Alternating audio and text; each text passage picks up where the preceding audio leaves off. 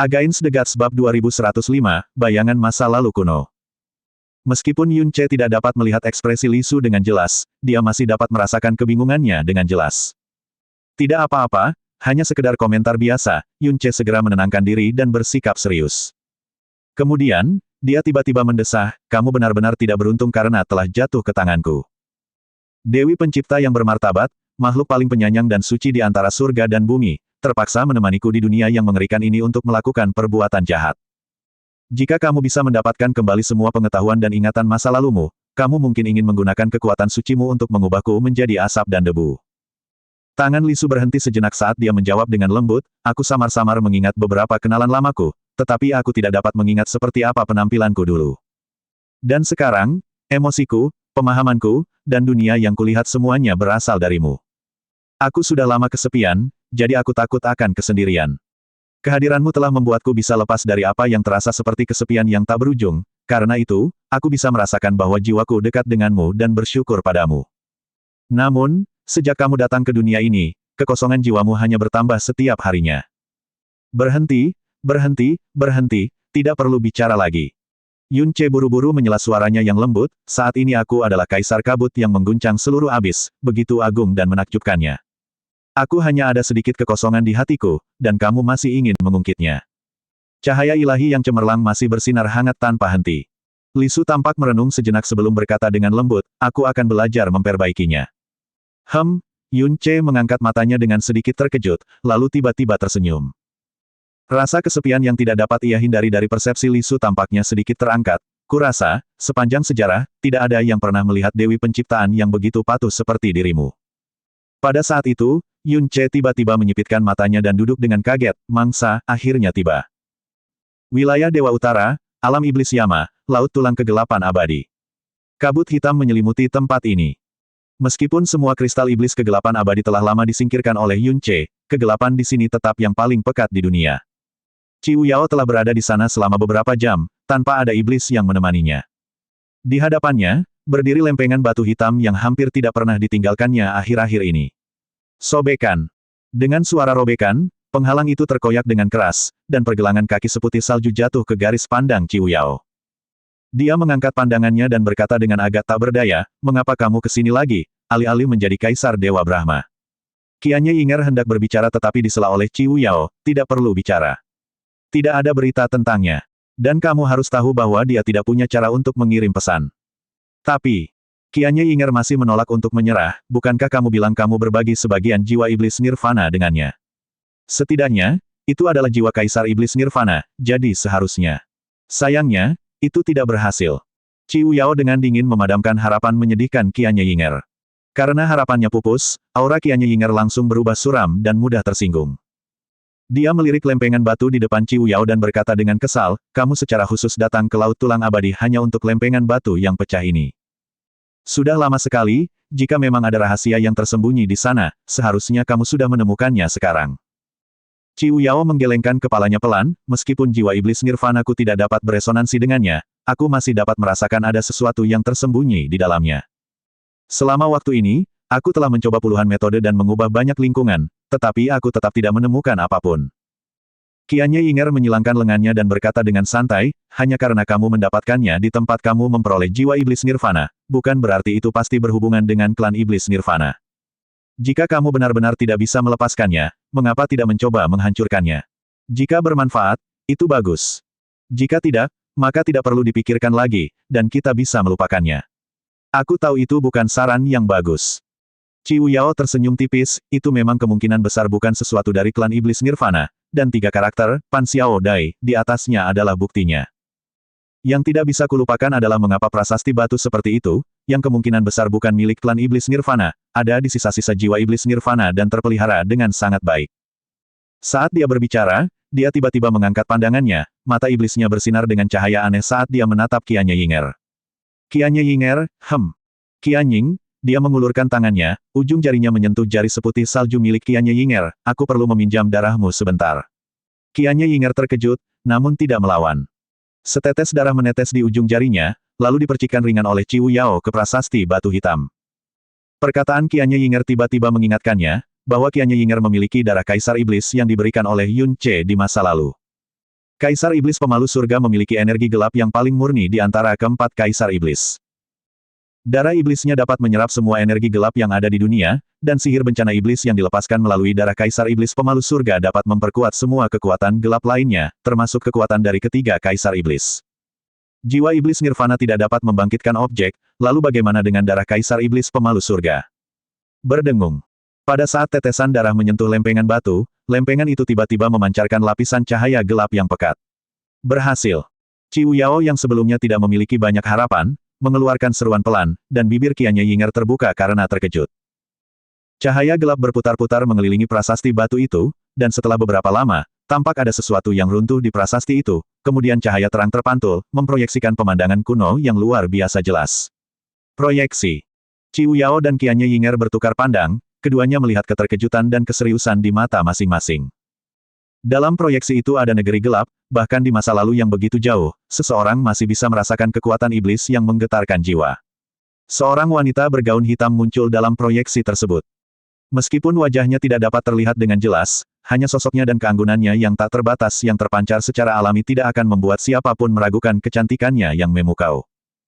Sosok lain muncul dalam proyeksi itu, seorang pria berjubah biru, dengan rambut seperti malam yang gelap dan mata seperti jurang yang dalam, penampilannya sangat menawan. Ketika dia mengangkat pandangannya, cahaya yang terpantul di matanya adalah cahaya kesombongan yang tampaknya mengabaikan dunia, tetapi ketika bertemu dengan wanita berpakaian hitam, cahaya itu langsung berubah menjadi kolam yang tenang dan tenteram. Wanita berpakaian hitam itu menghentikan langkahnya dan kemudian berlutut di tanah. Ekspresi pria berjubah biru itu membeku, lalu kewibawaan dan kebanggaan yang tak berujung itu berubah menjadi kepanikan yang membingungkan. Xiao Di, apa yang sedang kamu lakukan? Kakak Ni, aku mohon padamu, tolong bantu aku. Wanita itu berbicara, kata-katanya dipenuhi dengan air mata. Pria berjubah biru itu buru-buru melangkah maju, ingin membantunya berdiri, tetapi wanita itu tetap berlutut, dan dia kehilangan kata-kata, kamu, jangan menangis. Apa yang terjadi? Apapun yang terjadi, aku akan membantumu, tolong bangun. Namun wanita itu menolak untuk berdiri, karena dia tahu betapa egois dan berlebihannya permintaannya, Kaisar Dewa Penghancur Surga, dia ingin membunuh saudara Mosu. Mendengar nama, Mosu, pupil mata pria berjubah biru itu bergetar sejenak. Kaisar Dewa Penghancur Surga ingin secara pribadi menenggelamkan saudara Mosu ke dalam jurang ketiadaan, dia telah mengumumkan hal ini kepada seluruh ras dewa menggunakan suara dekrit ilahi. Kaisar Dewa Penghancur Surga sangat keras kepala dan tidak pernah mengingkari kata-katanya, terutama saat mengumumkannya dengan suara dekrit ilahi. Baru saja, Kaisar Dewa Penghancur Surga telah membawa saudara Mosu ke jurang ketiadaan. Dia akan mati, dia akan benar-benar mati. Suara wanita itu membawa rasa sakit yang menusuk hingga ke tulang. Mata lelaki berjubah biru itu kehilangan warnanya, dan dia berkata dengan lemah, itu masalah klan dewa. Terlebih lagi, Kaisar Dewa Penghancur Surga begitu kuat. Dia ingin mengeksekusi putranya sendiri, dan tidak ada yang bisa menyelamatkannya. Selain itu, ini bukan urusan ras iblis kita. Dia ingin mengatakan bahwa Mosu adalah dewa terkuat dari generasi muda di ras dewa, dan jika Mosu mati, itu akan menguntungkan ras iblis yang sedang berselisih dengan ras dewa. Tetapi menghadapi wanita yang hatinya jatuh ke dalam jurang dan merasakan sakit yang tak tertahankan, dia akhirnya tidak bisa mengatakannya. Tidak, ada cara untuk menyelamatkannya. Wanita itu berlutut ke depan, menggenggam erat pakaian pria berjubah biru itu, saudara Ni, aku mohon padamu untuk meminjamkanku, mutiara iblis nirvana. Dengan cermin Void Panming di tubuhku, aku dapat menggunakan mutiara iblis untuk menghentikan aliran waktu secara paksa, dan dengan cermin Void, bahkan meski dia di tangan Kaisar Dewa Penghancur Surga, aku pasti dapat menyelamatkan saudara Mosu. Pria berjubah biru itu terhuyung-huyung, berseru, Xiao Dai, apakah kamu gila? Apakah kamu tahu apa yang kamu katakan? Dia adalah dewa penghancur surga, dewa penciptaan yang paling kuat dan pantang menyerah di klan dewa.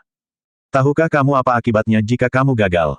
Jika cermin Void dari klan iblis kita jatuh ke tangan klan dewa, akibatnya tak terbayangkan. Dan kamu akan menjadi pendosa abadi klan iblis, hanya demi seorang putra klan dewa. Aku memang gila, tapi... Suara air mata yang jatuh, bahkan setelah sekian lama, masih cukup jelas untuk menghancurkan hati seseorang, dia adalah musuhku, aku tidak bisa melihatnya mati, aku tidak bisa. Tatapan mata lelaki berjubah biru itu tampak linglung, Xiao Dai yang dikenalnya dan dikaguminya memiliki keuletan dan kesombongan yang melampaui semua lelaki klan iblis, temperamennya bahkan sekeras api iblis. Namun sekarang, demi seorang lelaki dari klan dewa, dia berlutut di hadapannya, menangis dengan sangat memilukan. Sebaiknya kamu, bertanya pada ayahmu, suara lelaki berjubah biru itu perlahan berubah menyakitkan. Wanita berpakaian hitam itu menggelengkan kepalanya, ayah tidak pernah menerimanya. Dia tidak akan pernah setuju. Dia bahkan ingin memenjarakanku. Jika bukan karena cermin Void, aku tidak akan punya harapan untuk melarikan diri. Kamu tahu dia tidak akan menerimanya, bahkan jika kamu bisa menyelamatkannya, apa yang akan terjadi padamu di masa depan? Wanita berpakaian hitam itu bergumam, aku telah berjanji padanya. Jika langit dan bumi mengizinkan, kita akan bekerja sama untuk menerobos belenggu dan cobaan apapun.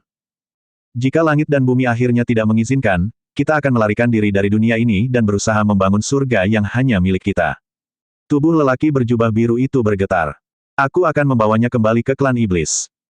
Jika ayahku tidak menerimanya, dan klan iblis tidak menerimanya, aku akan melucuti kekuatan ilahinya, sehingga dia tidak akan pernah menjadi ancaman bagi klan iblis, dan aku akan menjaganya di sisiku selamanya. Jika dia masih tidak bisa diterima, kami akan mengerahkan seluruh kekuatan kami dan pergi ke alam bawah yang jauh, untuk mencari tempat di mana tidak ada seorang pun yang bisa menemukan kami. Pria berjubah biru itu perlahan menutup matanya, ekspresinya merupakan campuran antara kesakitan dan perjuangan. Mutiara Iblis Nirvana bukan hanya artefak sihir waktu terkuat dari klan Iblis Nirvanaku, tetapi juga artefak berharga milik ras iblis. Itu sama sekali tidak boleh hilang. Aku tidak bisa memberikannya kepadamu. Kakak Ni. Jangan katakan apa-apa lagi. Pria berjubah biru itu tiba-tiba berbalik, suaranya penuh dengan intensitas, sama sekali tidak mungkin. Meski hanya bagian belakang wanita berpakaian hitam itu yang terlihat, saat auranya meredup, Qiu Yao dan Qianye Yinger sepertinya melihat matanya kehilangan semua warna. Dia berlutut dalam diam untuk waktu yang lama, dan akhirnya, dia perlahan berdiri, suaranya lemah, maafkan aku, Kakak Ni, aku membuat permintaan yang terlalu egois. Di masa depan, tolong jaga dirimu, dan jangan pernah mengulangi kesalahanku. Saat kata-katanya selesai, dia tiba-tiba berbalik, tetapi lengannya dicengkeram erat. Apa yang akan kamu lakukan? Tatapan mata pria berjubah biru itu tampak begitu ganas, apakah kamu akan menyelamatkannya hanya dengan cermin Void?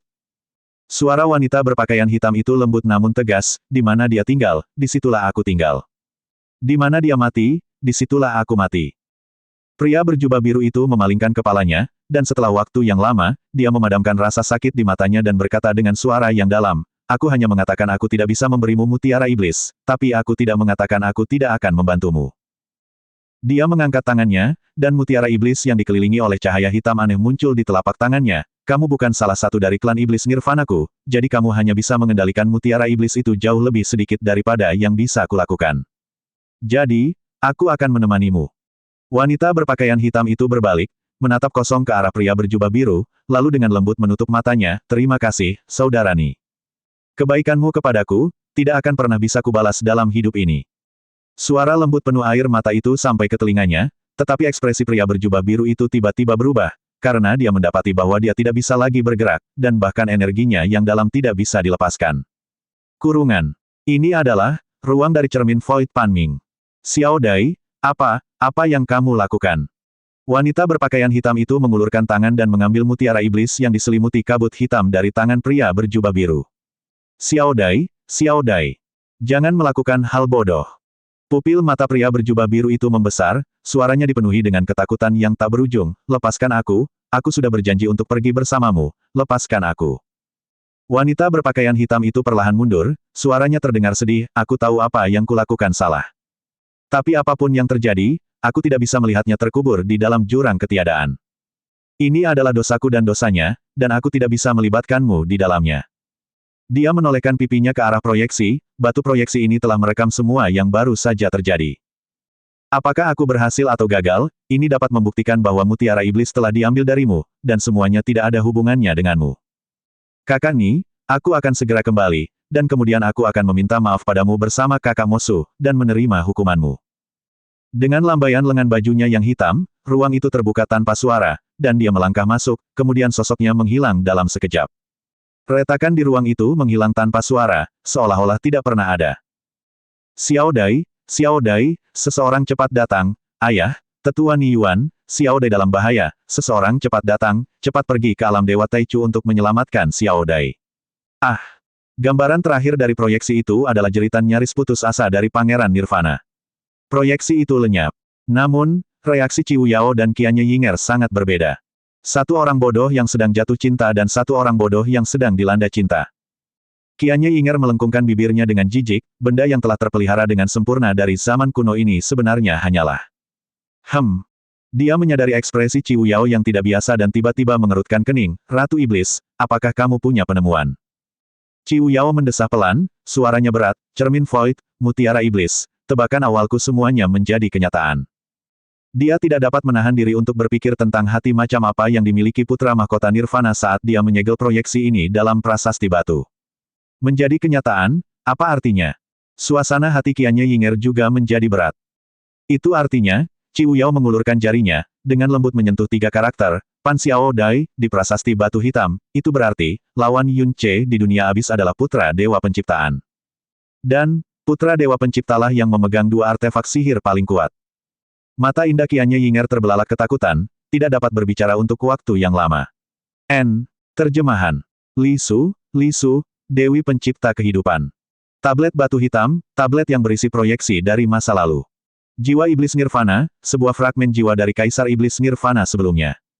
Pan Xiao Dai, tokoh kunci dari masa lalu dan wanita bergaun hitam dalam proyeksi. Mosu, putra Kaisar Dewa Penghancur Surga, Moe, dan kekasih Pan Xiao Dai. Mutiara roda terbalik Iblis Nirwana, Nimoni Lunzu, artefak iblis berbasis waktu yang kuat. Cermin kekosongan Pan Ming Po Sujing, artefak yang mampu memanipulasi ruang.